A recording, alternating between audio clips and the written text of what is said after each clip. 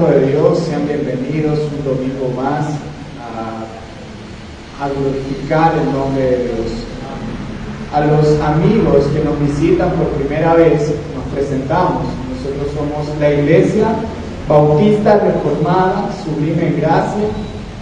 Somos una iglesia confesional que se adhiere a la Confesión de Londres de 1689. ¿Qué es la confesión de fe?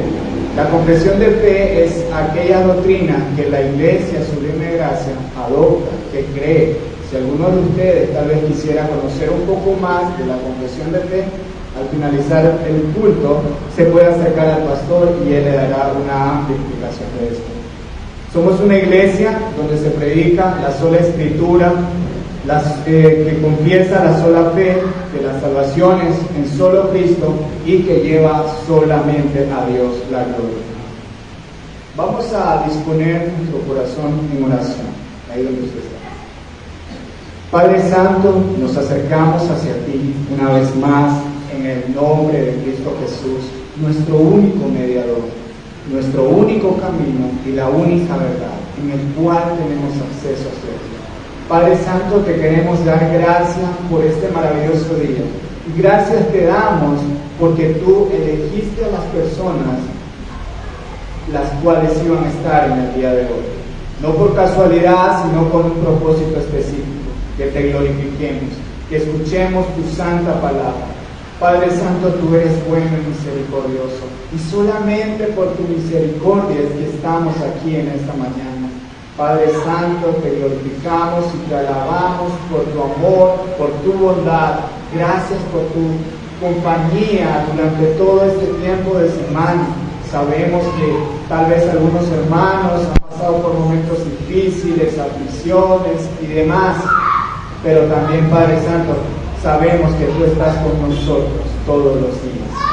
Padre, en esta mañana reconocemos también que tú nos amas, pero también sabemos que el pecado aún permanece en nosotros. Entendemos que hasta que no vuelva a Cristo o hasta que no nos lleves antes, nosotros permaneceremos en pecado. Pero hay algo que tú nos has dado y es el perdón por medio de Cristo. Es eso que nosotros venimos en esta mañana, en este tiempo, a confesarte. Padre Santo, escucha nuestros pecados y perdónanos. Perdónanos, Padre, porque durante la semana nos olvidamos de ti y no te ponemos en primer lugar en nuestra vida. Tenemos mucho trabajo, estudio y demás, y olvidamos lo primordial en nuestra vida, que es meditar en tu palabra de día y de noche. Padre, te rogamos que nos perdones, porque muchas veces batallamos con nuestra fuerza y salimos derrotados. Olvidamos tus promesas, que tú estás con nosotros todo el tiempo. Olvidamos tu promesa, que si alguno está afligido, cansado, acuda a ti. Padre, perdónanos por eso. También te pedimos perdón porque muchas veces no amamos a nuestro prójimo como a nosotros mismos. Somos seres orgullosos, somos seres rencorosos, envidiosos, y por eso te pedimos perdón, porque no lo amamos. Y si no amamos a nuestro prójimo, no nos amamos a nosotros y mucho menos te amamos a ti. Perdónanos por todos nuestros pecados e iniquidades que nosotros cometemos día a día. Pero Padre Santo, aún así queremos pedirte que nos fortalezcas y que nos ayudes, Padre Santo, a vencer el mal con el bien, que nos ayudes a vestirnos de la armadura de Jesucristo. Y Padre Santo, aún así también ayúdanos a padecer en este mundo con gozo, anhelando, Padre Santo, reflejar a Cristo en todo lo que hagamos, en toda nuestra conducta, manera de pensar, en todo tiempo. Te lo pedimos en el nombre de Cristo Jesús. Amén. Lo voy a invitar a que pueda ir a Filipenses, capítulo 1, verso 19. Libro de Filipenses, capítulo 1, verso 19, Y vamos a estar dando lectura en esta mañana hasta el verso 26.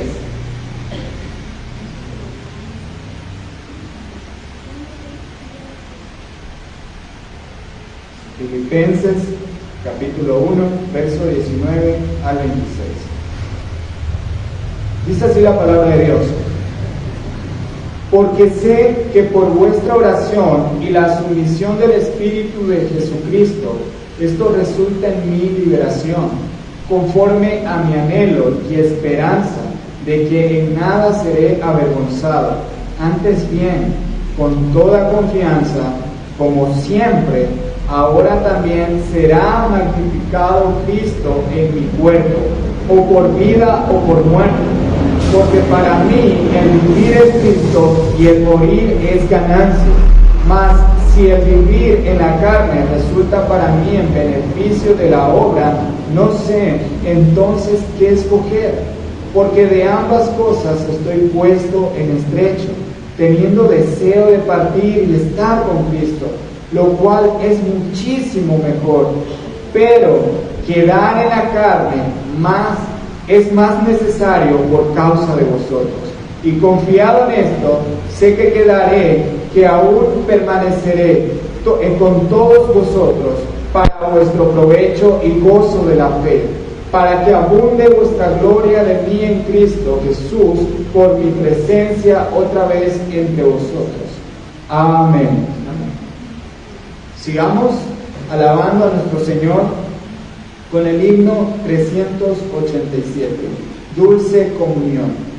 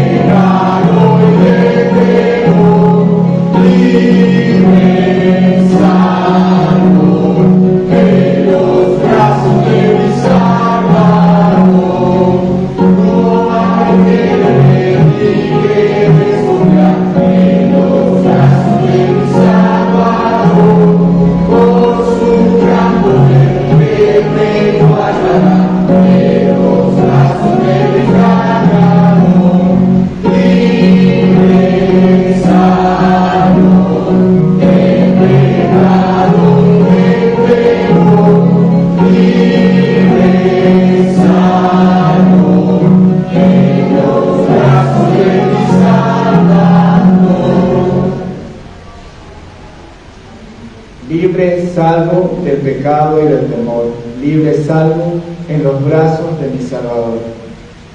Es lo que dice este himno. Vamos a seguir con otro himno que dice: en la mansión de Cristo, do Cristo está.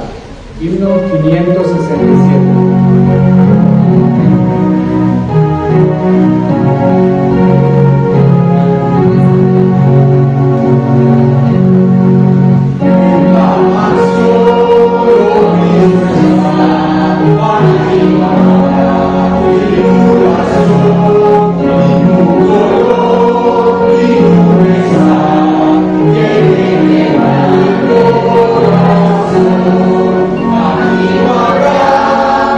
Arriba,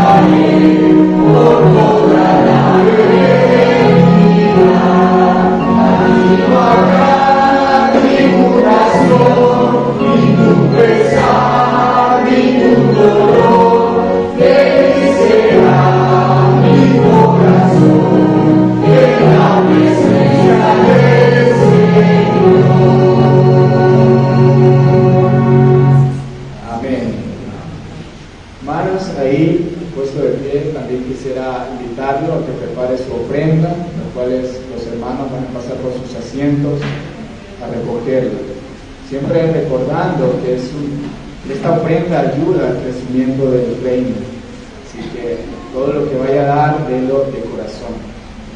Pueden pasar.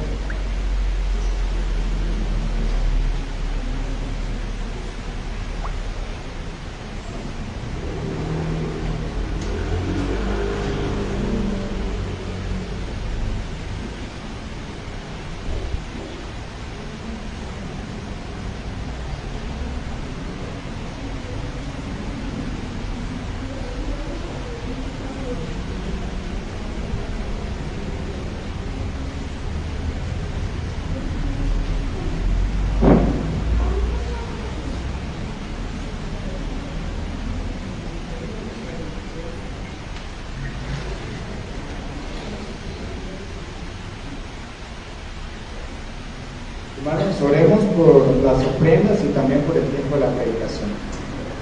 Padre Santo, una vez más estamos aquí agradeciéndote por este tiempo de ofrenda. Gracias, Padre, porque eres tú el autor principal de todas las cosas. Y eres tú, Padre, aquel que toca los corazones de cada uno de los miembros de esta congregación para ofrendar. Padre Santo, no para hacer cosas mundanas, sino para el crecimiento de tu iglesia. Y es de esta manera que tú haces permanecer a las iglesias, haces que este tiempo sea posible. Todo eres tú, Padre Santo, nada somos nosotros. Y esta ofrenda no es algo que estemos dando para esperar el doble, sino lo damos de corazón, en agradecimiento a lo que tú nos das. Padre Santo, gracias porque tú nos sustentas, porque tú eres el Dios proveedor, tú eres el Dios que nos alimenta, tú eres el Dios que nos sustenta, el Dios que nos cuida. Todo eres tú, Padre Santo. Ahora bien, Padre Santo, también quisiéramos entregarte este tiempo de enseñanza, de predicación. Este es el tiempo donde tú hablarás a tu pueblo. Este es el tiempo donde tu palabra será expuesta.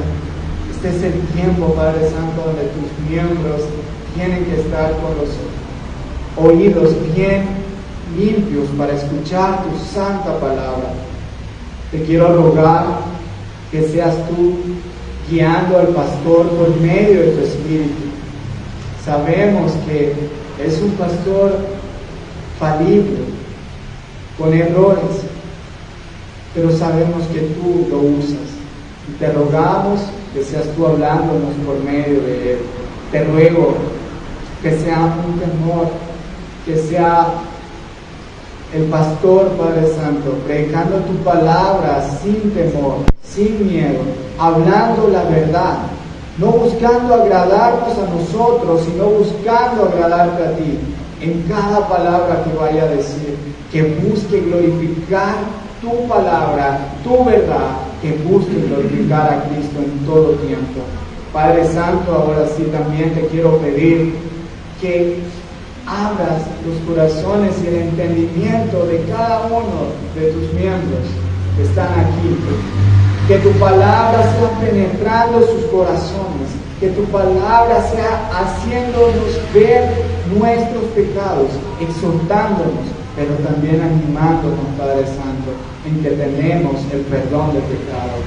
Padre, te rogamos que prepares nuestros corazones y que tu Espíritu Santo sea dándonos claridad y entendimiento en todo tiempo. También te quiero pedir por las visitas, que aquellos que por primera vez vienen a la iglesia, que seas tú, Padre Santo, concediéndoles el don de arrepentimiento, el don de fe. Padre, que tu palabra sea expuesta a estas personas y que ellos puedan llegar a Cristo en arrepentimiento. Te entregamos este tiempo de predicación de tu palabra en el nombre de Cristo Jesús. Amén. No sé el tiempo del pastor.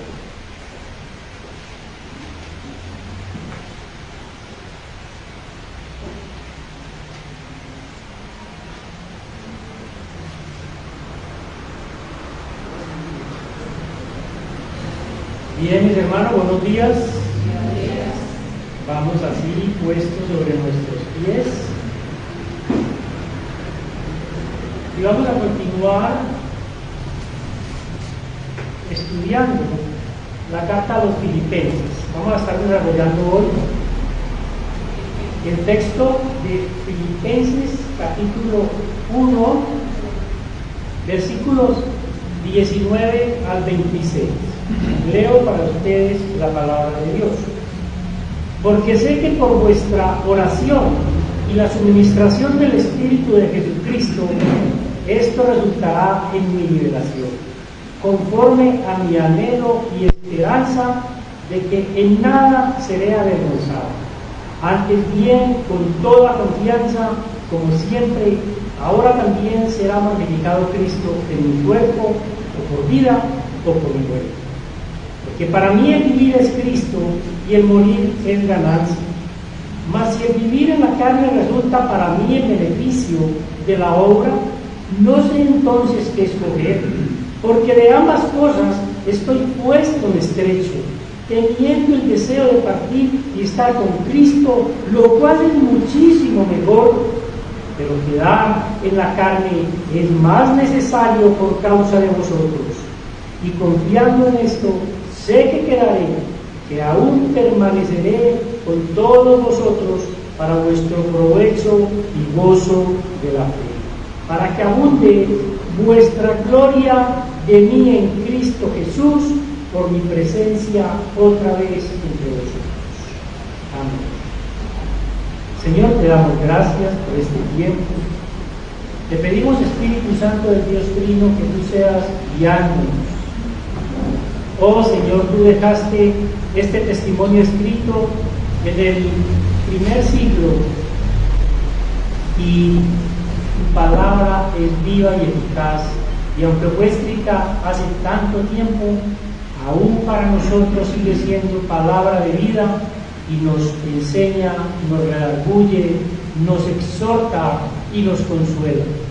Espíritu Santo, ayúdanos en este tiempo para que durante esta enseñanza podamos nosotros, siendo redarguidos, exhortados y consolados, llevados también a aplicar esta palabra a nuestras vidas para continuar siendo testigos más maduros para continuar sirviendo a Cristo. Te damos gracias en el nombre poderoso del Señor Jesús. Amén. Bien, mis hermanos, vamos a tomar asiento. Ya hemos venido estudiando, como lo decíamos, expositivamente la carta de Pablo a la iglesia de Filipo. Esta carta se escribió en el primer siglo y, habiendo escuchado los filipenses que su líder estaba encarcelado, envían con Epafrodito una ofrenda económica para sus necesidades en la casa. Esta reacción, reacciona ante esta manifestación de amor de la iglesia, y lo que hacen es escribirles una carta y enviárselas, la cual ha sido llamada por diferentes teólogos la epístola del gozo. Y la han llamado así porque en ella podemos ver a un creyente, que en este caso es Pablo, podemos ver cómo es un creyente maduro, que puede gozarse en medio de sus tribulaciones, en medio de sus dificultades. Lo que hemos estudiado hasta el versículo 19 es que Pablo, en medio de las tribulaciones, él se está gozando y le escribe a los hermanos diciéndoles que tienen que vivir con gozo, así estén en medio de las dificultades. Si revisamos las razones por las que Pablo siente gozo en medio de las tribulaciones, podemos ver en el versículo 12, que ya lo estudiamos, que dice: quiero que sepáis, hermanos, que las cosas que me han sucedido han redundado más bien para el progreso del Evangelio. Ese es el gozo de Pablo, que aún en medio de sus dificultades, el Evangelio del Señor Jesucristo sigue corriendo y sigue sin problemas su camino. Lo que está diciendo Pablo es: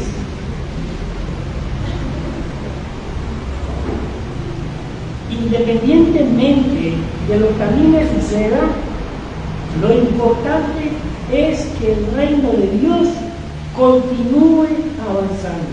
Mis hermanos, ese tiene que ser el corazón de todo creyente. Y ahora en el versículo 19 vemos otra razón por la cual el apóstol Pablo está gozoso en su encarcelamiento. Pablo sabe que va a ser puesto en libertad. Pablo, para esta y cualquier circunstancia difícil en su vida, sea cual sea el desenlace, él tiene la seguridad de que llegará a tener un buen final. Y esta es otra señal de un creyente maduro. El texto en el día de hoy es que el creyente maduro tiene un corazón transformado para Cristo en todo lo que tiene que ver con su vida, en sus pensamientos, en sus acciones, y entonces esto le permite que todas las dificultades en la vida, sea cual sea el desenlace, tiene la seguridad de que va a tener un buen final y por lo tanto tiene gozo en medio de las tribulaciones. Esa, mis hermanos, debe ser también nuestra actitud como creyentes en Cristo. Debemos tener la certeza de un buen final, y esto traerá gozo en medio de nuestras tribulaciones, en medio de nuestras dificultades. El mensaje de hoy lo hemos titulado Gozo desde la cárcel, y vamos a estar viendo en el versículo 19 y 20 una razón por la que vemos gozo en ese creyente, que hoy vamos a verlo en Pablo. Luego vamos a ver el versículo 21, una segunda razón por la que también continúa habiendo gozo, pero ese es el punto principal.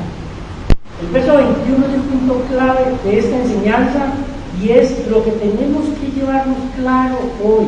Tenemos que irnos con esa segunda razón por la que Pablo está sintiendo gozo aún estando en la cárcel. Y finalmente vamos a ver una dificultad que va a encontrar Pablo, porque hay una dualidad en sus pensamientos. Vamos a ver cómo del verso 22 al 26 él está diciendo: bueno, yo quiero irme con Cristo, pero también necesito quedarme para poder continuar enseñando. Entonces vamos a ver que va a haber una dificultad. Iniciamos entonces con la primera razón que vemos en el texto de por qué hay gozo desde la cárcel en la mente de este creyente. La primera razón que podemos ver es que hay gozo en la cárcel por la seguridad de que él va a salir de la cárcel, por la seguridad de que él va a tener un buen final. Miremos lo que dice el verso 19. Porque sé que por vuestras oraciones, por vuestra oración y también por la suministración del Espíritu de Jesucristo, esto redundará en liberación. Podemos ver entonces dos cosas o dos elementos en este versículo que le dan a Pablo esa seguridad de esa salida de la cárcel. Dice que por vuestra oración, la oración de los filipenses en su favor, le da la certeza a Pablo de que el Señor escuchará esa oración y que la va a responder. Y aquí entonces debemos reconocer la importancia que tiene cuando invitamos a oración los jueves, cuando tenemos que estar orando los unos por los otros. Santiago dice que la oración eficaz del justo puede mucho. Debemos estar entonces orando los unos por los otros. Y el segundo elemento que vemos es que Pablo tiene la certeza de que será liberado y dice, es la suministración del Espíritu de Jesucristo. Entonces Pablo espera que en medio de las oraciones y el actuar del Espíritu de Jesucristo, del Espíritu Santo, él pueda salir libre de la cárcel, pueda salir avante de la cárcel. Todo lo material se une entonces con lo espiritual para el pensamiento y el anhelo que tiene Pablo de salir de la cárcel. Ahora, esta seguridad no es nueva en Pablo. Pablo toda la vida ha tenido una gran seguridad. Él tiene demasiados años de convertido. Miremos el verso 20 y veremos cómo Pablo tiene seguridad de un buen final desde hace muchísimos años. Dice el versículo 20: conforme a mi anhelo y esperanza de que nada se haya avergonzado, antes bien, con toda confianza como siempre. Es decir, Pablo, aquí podemos ver la seguridad que él está diciendo: yo siempre he creído en el Señor Jesucristo. Dice que con mi confianza en Él jamás seré avergonzado. Lo que me suceda en la cárcel, eso va a ser para mi bien, pero nunca seré avergonzado. Él dice, como siempre, he estado seguro, y continúa diciendo, ahora también será magnificado Cristo en mi cuerpo, por vida o por muerte. Él está diciendo a los hermanos de Filipos y a nosotros lo que nos está diciendo de mí: sea lo que suceda en mi vida, sea porque yo muera o sea porque yo viva, el Señor va a ser glorificado. Yo confío plenamente en que Dios va a actuar en mi vida. El apóstol está recordando su pasado y seguramente recuerda todas aquellas liberaciones que ha tenido durante toda su vida. Él tuvo grandes sentimientos, y los que hemos estudiado el libro de Hechos lo podemos ver. Y aquí, mis hermanos, es lo que tenemos que aprender del apóstol. Él se autopredica. Él dice: el Señor me ha salvado de un montón de cosas, ¿por qué no me va a salvar hoy? ¿Por qué me va a dejar aquí? ¿Por qué me va a dejar en sufrimiento? Cuando el creyente se encuentra en una dificultad o necesidad, el creyente tiene que autopredicarse. Nosotros tenemos que autopredicarnos y recordar que aunque la situación que estamos viviendo, hemos vivido peor. Debemos recordar todas las liberaciones y ayudas que Dios nos ha dado en otras ocasiones.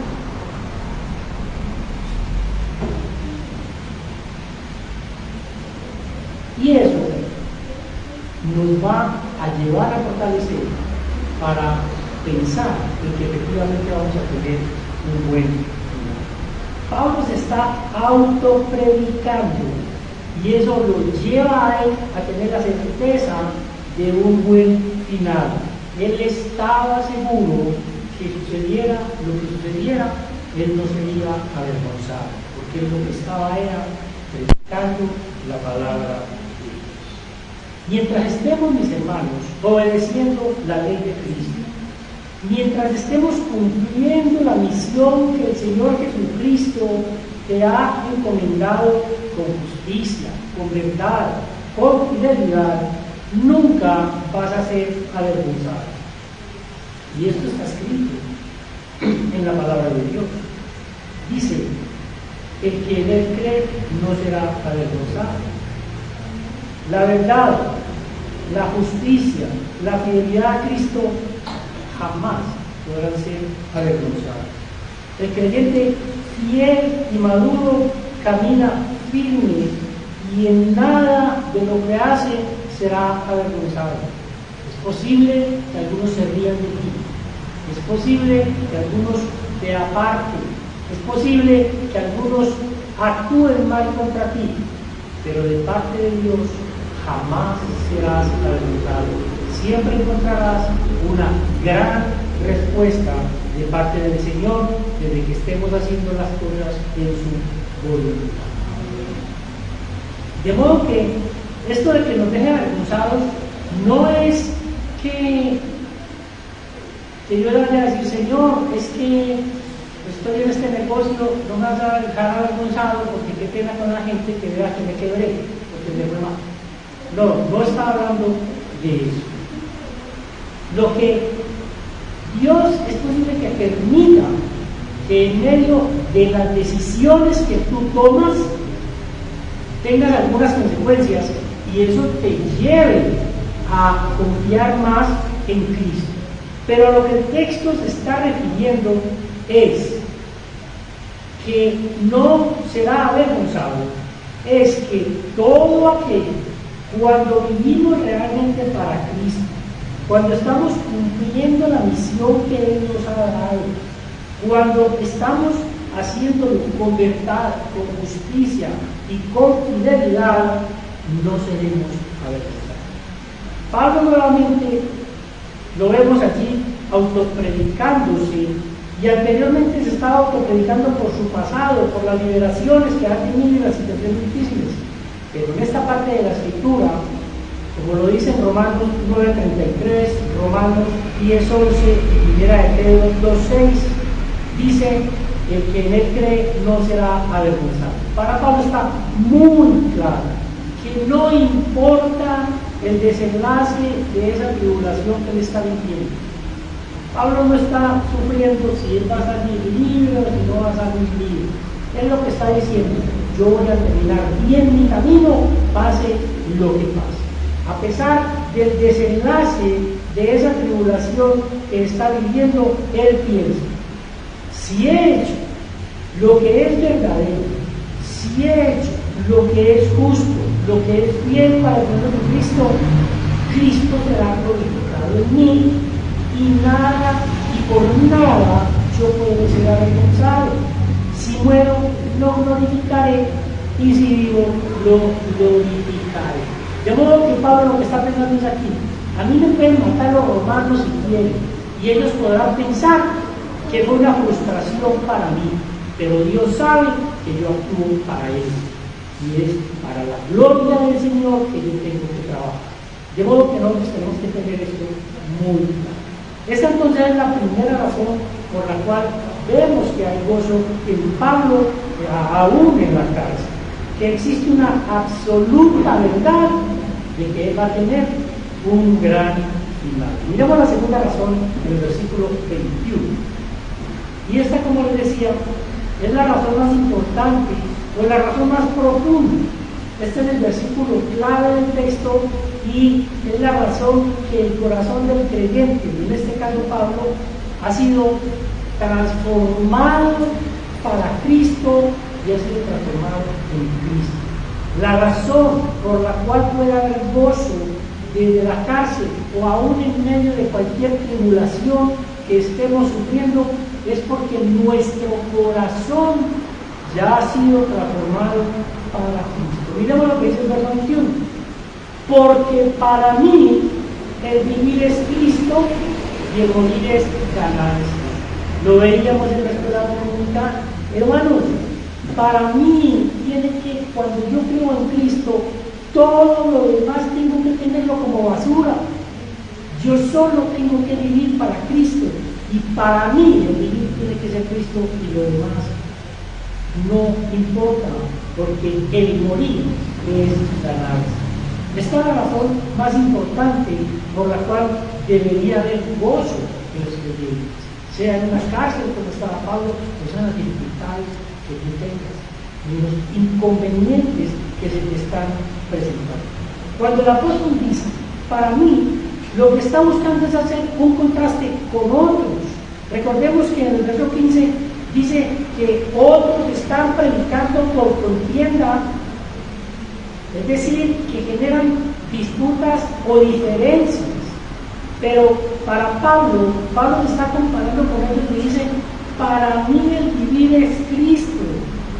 Ellos aún continúan siendo esclavos de Cristo, del mundo, aunque están predicando de Cristo, pero en esta declaración demuestra Pablo una gran madurez. El corazón del creyente, el corazón de Pablo está completamente comprometido con Cristo. El Espíritu Santo nos quiere decir entonces, a través de Pablo, es que a lo largo del tiempo, a través de ese caminar con Cristo, de vivir para Él y de estar cerca de Él, nuestras prioridades tienen que ser cambiadas. Mi prioridad, dice Pablo, ahora no soy yo mismo, sino Cristo. Y lo dice en Gálatas 2:20, no vivo yo, Cristo vive en mí. Entonces Él está diciendo, mi prioridad no es mi ser. El yo, ha sido consumido por Cristo. Mi prioridad no es ser feliz en esta vida.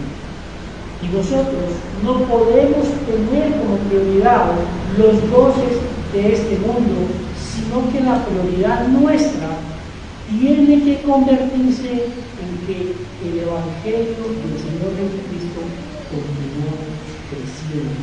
Nuestra prioridad tiene que volverse en que muchos que no creen aún en Cristo crean y puedan conocer de Él. Él dice, mi mayor valor no es mi propia vida ni ninguna otra cosa. Su mayor valor no puede ser su profesión. Su mayor valor no puede ser su estudio o sus riquezas. Su mayor valor no puede ser el deleite de las cosas de este mundo. Su mayor valor tiene que ser Cristo. Y lo que más desea tiene que ser anhelar deleitarse en Cristo.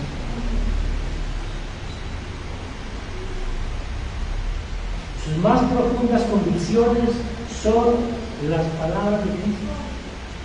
Nuestra más profunda convicción tiene que ser la palabra de Dios. Sus más profundos deseos se han transformado en uno solo. Todos los deseos del corazón del creyente, lo que finalmente nos lleva a ser creyentes maduros, es esa transformación de los deseos. Lo que nos lleva a hacer una cosa u otra son nuestros deseos. Y el creyente maduro ha transformado sus deseos y su único y más profundo deseo debe ser conocer más y más a Cristo. Debe ser acercarse más a Él. Filipenses 3, versículo 8. Vemos cómo el apóstol mismo nos dice cuáles son los deseos de su corazón. Filipenses 3:8 nos muestra sus prioridades, sus valores. Dice, ciertamente, aún estimo conveniente, es decir, aún lo he estimado y todavía lo continúo estimando. Dice, ciertamente, aún estimo todas las cosas como pérdida por la excelencia del conocimiento de Cristo mi Señor, por amor del cual lo he perdido todo. Aquí vamos entonces a una transformación total de las prioridades del creyente, una transformación total de los valores, una transformación total de las convicciones y de los deseos del creyente. Lo he perdido todo y lo tengo por basura para ganar a Cristo. Ese tiene que ser nuestro anhelo, que nosotros realmente lleguemos al punto de que sea Cristo lo primero en nuestra vida. Pablo está diciendo, para mí el vivir es Cristo, y el morir, continúa diciendo en el versículo 21. Pablo sabía que le podían suceder muchas cosas. Podía ser ejecutado, o decapitado, y por eso dice que morir o cualquier otra aflicción que podía padecer, dice, es ganancia. Ahora, ¿por qué morir para el creyente puede ser ganancia? Porque es satisfacer nuestro más grande deseo, hermano. Nuestro más grande deseo tiene que convertirse en ese anhelo de ver a Cristo. Y la única manera de nosotros llegar realmente a ver a Cristo es muriendo. Tenemos nosotros que anhelar, por eso dice Pablo, el morir es ganancia. Y esto no importa, pero yo gano la vida eterna con Cristo, era la ganancia de la que Pablo habla aquí. Posiblemente nosotros no hemos alcanzado la madurez que deseamos. Y posiblemente es porque no nos hemos enfocado en el punto correcto. El punto correcto es la transformación de nuestras prioridades, de nuestros valores, de nuestras convicciones, que llegan a transformar nuestro deseo. Si nosotros entendemos claramente la palabra de Dios, todo en nuestra vida va a ser cambiada y nuestro único deseo va a ser vivir para Cristo. Si tú no trabajas en tu corazón esa transformación, nunca tendrás un corazón que va a estar deseoso de partir y estar con Cristo por toda la eternidad. Lo cual, como dice Pablo, es mucho mejor. Y para poder alimentar ese deseo, debes tener la seguridad de que al partir estarás con Cristo. Muchos aún no desean partir con Cristo, tienen temor de la muerte, porque no están seguros de que estarán con Cristo. Si miramos Corintios, 2 Corintios, capítulo 5, versículos 6 al 8, 2 Corintios, capítulo 5, versículos 6 al 8, dice: así que vivimos confiados siempre y sabiendo que entre tanto que estamos en el cuerpo, estamos ausentes del Señor, porque por fe andamos, no por vista. Y el 8 dice: pero confiamos y más quisiéramos estar ausentes del cuerpo y presentes al Señor. Dice entonces: así que vivimos confiados siempre. Aquí podemos ver la seguridad de un buen final. Lo debe acompañar a todas partes. Vivimos confiados siempre. Continúa diciendo, sabiendo, aquí podemos saber el conocimiento teológico que debe tener el creyente, que entre tanto que estamos en el cuerpo, es decir, que mientras está en el cuerpo y el alma vivos juntos, mientras estamos vivos, vamos a estar ausentes del Señor. Esto quiere decir que aunque estemos con Cristo, si estamos vivos, estamos aún lejos de Él. Pero continúa diciendo en el versículo 7 que lo vemos por la fe, porque por fe andamos, no por vista, pero confiamos. Versículo 8, nuevamente podemos ver esa seguridad. Más quisiéramos, nuevamente el deseo, estar ausentes del cuerpo, es decir, más quisiéramos morir y estar presentes con el Señor.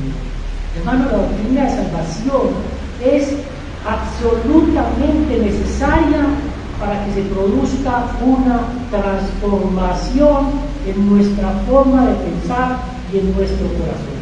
Nuestras prioridades, nuestros valores, nuestras convicciones, nuestros deseos. Tenemos que voltearlos absolutamente en ese deseo de vivir y de estar con Cristo. En este versículo 21, entonces, vemos que es el testimonio de un corazón completamente transformado para Cristo. Pero cuando llegamos a este versículo vemos la dualidad de la que hablábamos, y ese deseo le va a traer algunos inconvenientes porque no va a saber qué hacer. Ya estudiamos en primer lugar esa razón para que haya gozo, luego estudiamos esa otra razón que es la más importante, que es la transformación del creyente. Ahora vamos a ver esa dificultad, esa dualidad que se va a presentar en el creyente. Es entonces una batalla en el corazón de dos buenos deseos. Un deseo es irse con Cristo, pero el otro deseo es quedarse con sus hermanos para continuar enseñándoles y continuar predicando el Evangelio. Miremos la batalla en el versículo 22. Mas si el vivir en la carne resulta para mí en beneficio de la obra, es decir, si yo sigo vivo y es un beneficio para poder continuar predicando la palabra de Dios, dice, no sé qué escoger. Aquí podemos ver otra característica del creyente maduro. El creyente maduro tiene que sentir un deseo grande por servir a otros, por servir a su iglesia, por servir a todas aquellas cosas que el Señor le pone en su corazón. Leamos nuevamente. Mas si el vivir en la carne resulta para mí en beneficio de la obra, y vamos a este creyente de una manera humilde, lo único que quiere es servir. Él ni siquiera está buscando un beneficio, él lo único que anhela es servir. Y el creyente maduro entonces es un servidor, es un siervo que busca el beneficio de la obra. Y este es el beneficio a todos los demás creyentes. Él desea vivir para otros, y entonces ese deseo que hay en su corazón de partir y de estar con Cristo, encuentra un rival en ese deseo de continuar predicando la palabra de Dios. Y entonces continúa diciendo el texto, no sé entonces qué escoger.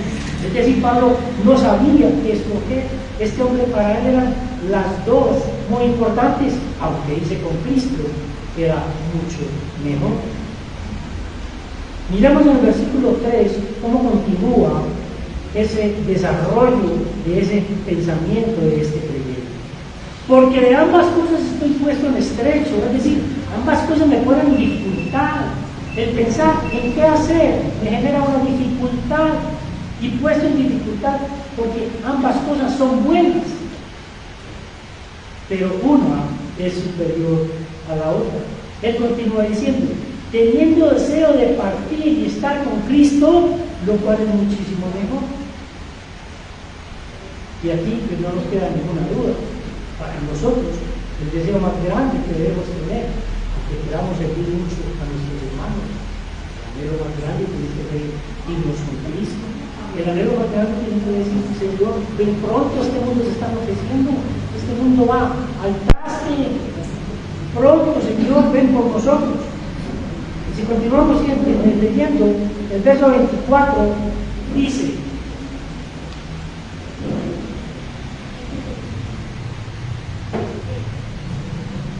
puedo quedar en la carne, pero quedar en la carne es más necesario por causa de vosotros. Él le está diciendo a los hermanos, yo anhelo, mi deseo más grande es irme con Cristo, pero quedar vivo es para ustedes más beneficioso, porque puedo continuar ayudándoles a crecer en el conocimiento de Jesús.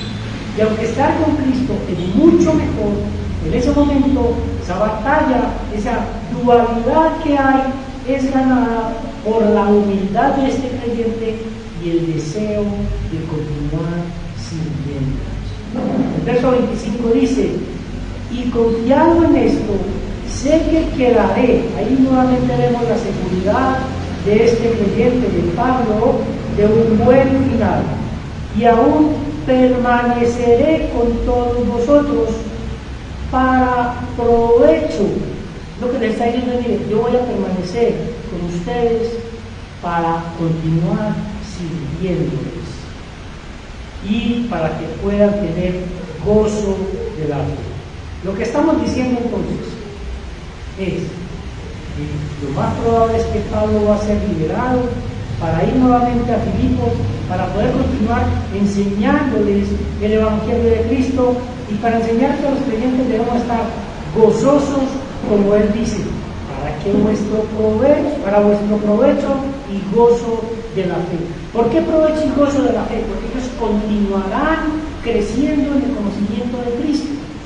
Y si continúan creciendo en el conocimiento de Cristo, eso les tiene que traer gozo, porque van a conocer más de Cristo. El creyente maduro tiene que comunicar esa madurez. El creyente maduro tiene que comunicar ese provecho y ese gozo aún en las dificultades, y tiene que enseñarle a los otros hermanos que vienen iniciando que aún en las dificultades él se encuentra gozoso porque él está creyendo en Cristo. La labor de todos aquellos que predicamos y enseñamos la palabra de Dios es precisamente esa. Tenemos que enseñar que aún en medio de las dificultades estamos gozosos. Dice el verso 26, para que abunde vuestra gloria de mí en Cristo Jesús, por mi presencia otra vez entre vosotros.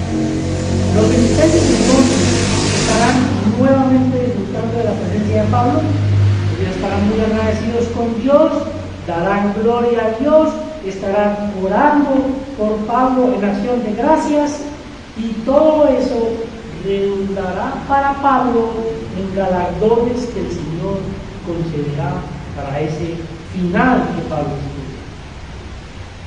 Esta historia entonces termina, ya lo terminamos de ver, en que Pablo, nuevamente liberado, está con los filipenses, y como podemos ver en primera de Timoteo, él alcanza a visitarlos nuevamente. Ahora, si Pablo no hubiera sido liberado, si Pablo hubiera sido decapitado, hubiera muerto allí en la cárcel, pues la palabra de Dios no hubiera fallado, porque Dios tiene el control absoluto y Él se encargaría de enviar a alguien para que continuara ayudando a esos filipenses. De tal manera, mis hermanos, que la seguridad de un buen final en la vida del creyente debe ser independiente al desenlace de las tribulaciones. Puede que usted continúe en tribulación, puede que usted, a pesar de que crea mucho en Cristo, de que ore mucho, continúe viviendo en dificultades, pero lo que no se le puede olvidar es estar orando para que usted tenga un buen final, que por vida o por muerte usted tenga un buen final, y que en cualquiera de los dos casos el Señor sea glorificado. Que acabó su penalidad, su dificultad, su necesidad, gloria a Dios. Pero si continúa viviendo esa dificultad, esa penalidad, gloria a Dios, porque Dios estará ayudándolo a madurar más y más.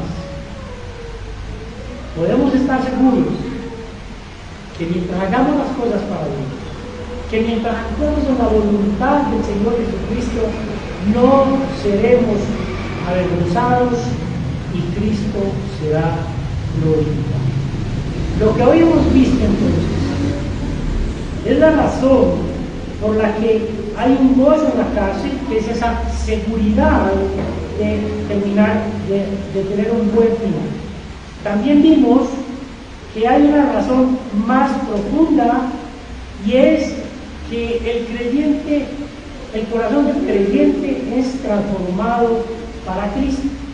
Vimos que se presenta una dualidad, una dificultad, porque o en morir o en servir a otros, Cristo va a ser glorifica.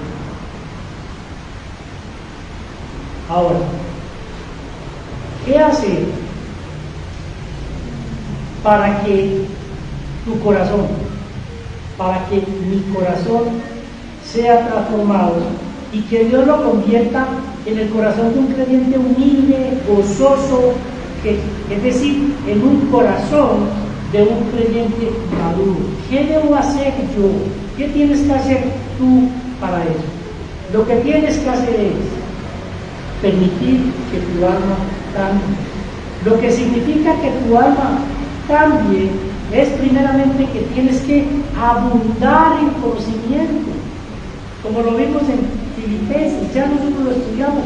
Pablo dice que él ora para que vuestro amor abunde más y más en ciencia y en todo conocimiento.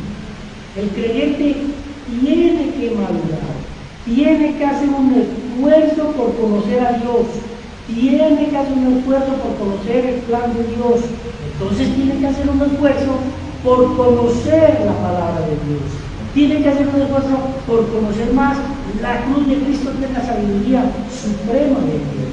Sin conocimiento, si tú no conoces la palabra de Dios, es imposible crecer en madurez.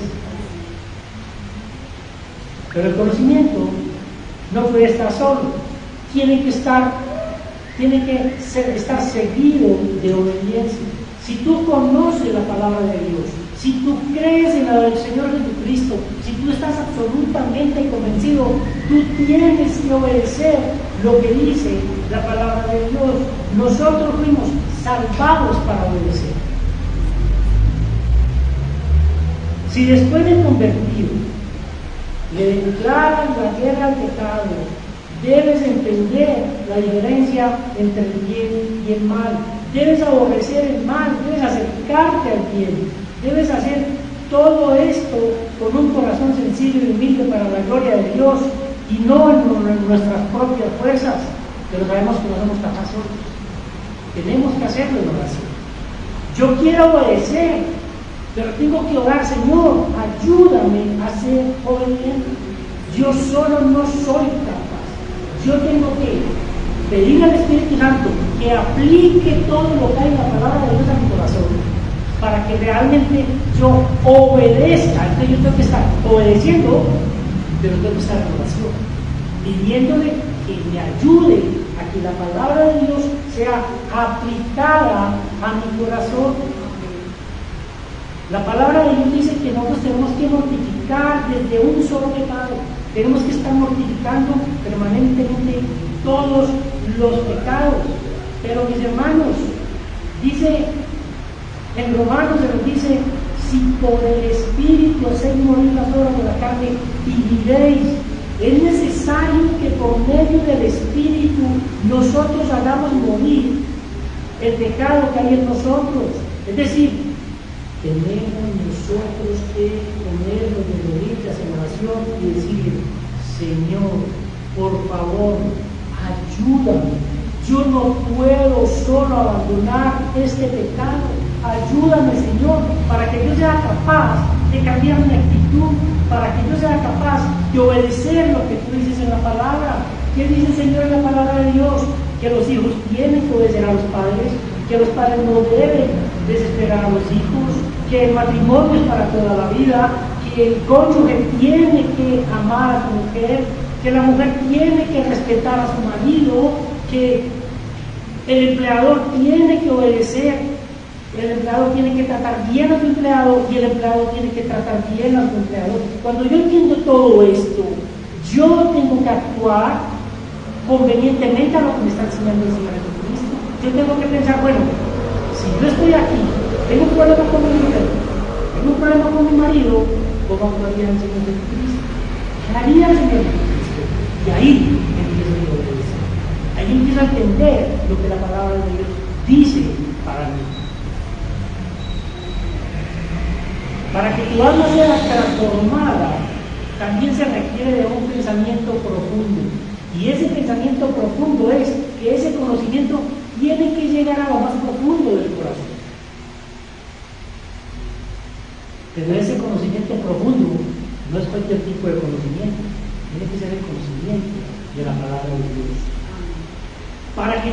vida hayan cambios, hayan transformaciones, tienes que estar sumergido en la palabra de Dios. Porque si tú eres mentiroso, y la palabra de Dios te dice que no tienes que mentir, tú amas a Cristo, ¿tú qué tienes que hacer?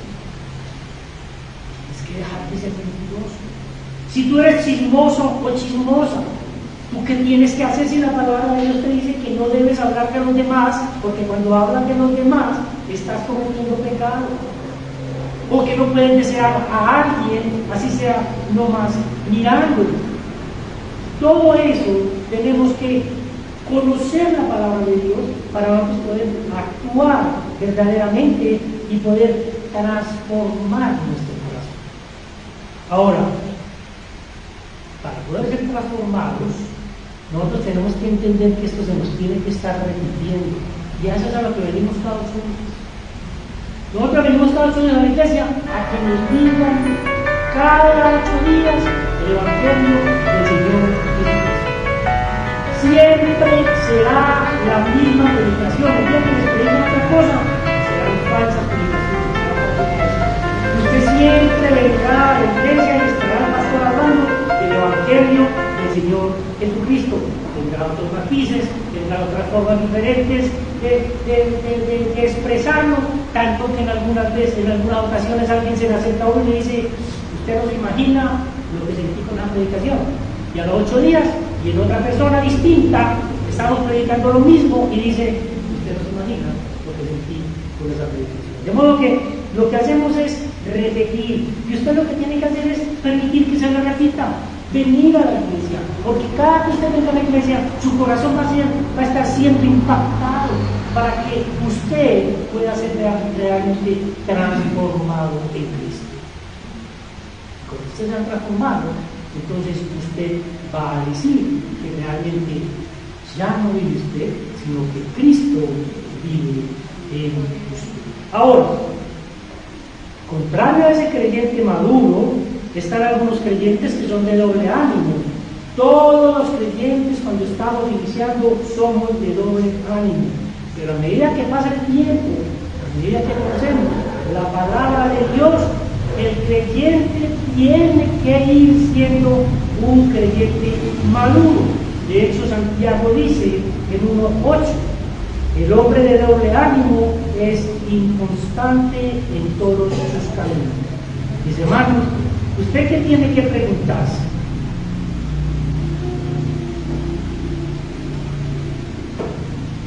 Usted tiene que preguntarse: Señor, ¿por qué yo soy tan inconstante en la lectura de la palabra de Dios?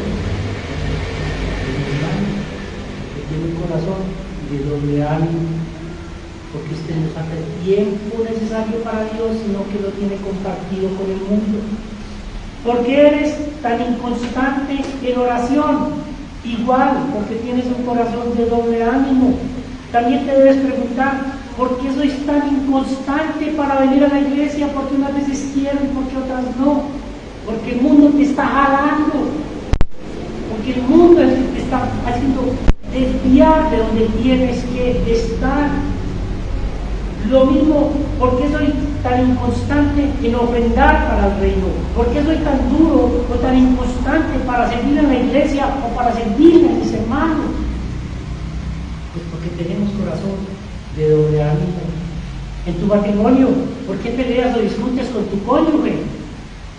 Hermano, porque usted aún tiene, y mi hermana, porque aún tiene un corazón de doble ánimo. Si usted tuviera un corazón absolutamente transformado, así la discusión sea muy fuerte, usted lo tiene que solucionar.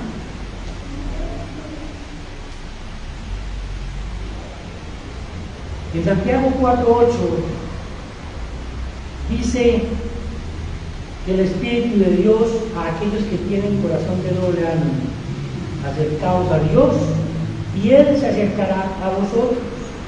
Pecadores, limpiad las manos, y vosotros los de doble ánimo, purificad vuestros corazones. Esto, mis hermanos, es una orden. Nosotros los de doble ánimo tenemos que purificar los corazones. Y de la única forma que logramos purificar purificar nuestro corazón es permitiendo que nuestra alma sea transformada. Que nuestra alma sea transformada por el conocimiento, que nuestra alma sea transformada por el deseo y la obediencia de obedecer la palabra de Dios.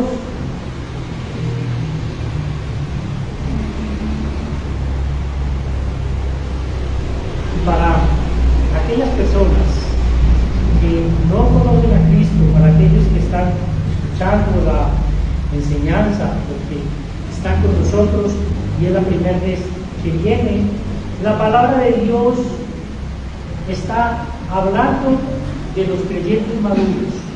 Y la palabra de Dios dice: para mí el vivir es Cristo.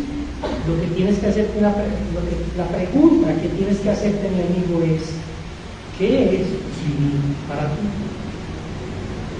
Si para ti el vivir es en medio de cualquier tipo de placer, o el vivir es el dinero, el trabajo, posiblemente el estudio, la profesión, posiblemente la familia, las comunidades, pues para ti, si para ti el vivir son estas cosas, para ti el morir será tormento y condenación segura, a no ser que escuches la palabra de Dios, que escuches la voz de Dios, que te arrepientas de ese estado de tu corazón para permitir que sea transformado, porque ese corazón hoy está en tinieblas y está atrapado en cosas que no son divinas.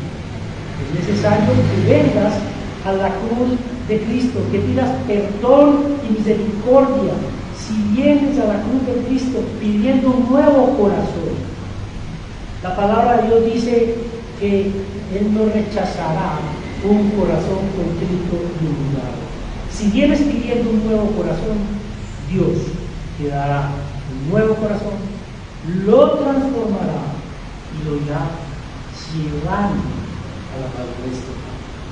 Que el Señor entonces nos permita que podamos ser una iglesia de muchos creyentes maduros, porque en las obras de las tinieblas, Satanás continúa trabajando en el mundo, y la iglesia necesita un ejército de creyentes que puedan decir, como Pablo dijo: para mí el vivir es Cristo y morir es ganancia. Vamos a orar. Señor, te damos gracias. Gracias porque en medio de esta epístola nos continúas enseñando, nos continúas redarguyendo, nos continúas recordando y aún nos consuelas en medio de todo esto. Te pedimos, oh Dios, que nos ayudes para que podamos continuar en este vivir para Cristo y podamos llegar realmente a ser creyentes maduros, creyentes que podamos apoyar y ayudar a otros creyentes que están iniciando a vivir su vida en Cristo. Espíritu Santo del Dios Trino, dice tu palabra que tú nos guías a toda verdad, que tu función es recordarnos. Ayúdanos, Espíritu Santo, a que durante esta semana estemos permanentemente recordando esta enseñanza y que podamos realmente continuar creciendo, continuar madurando hasta llegar a esa madurez total, a llegar a ese momento en que sintamos gozo en medio de las tribulaciones, que podamos entender que aún en medio de las dificultades y en medio de las dificultades y de las necesidades, tú nos llevas, Señor, a un buen final.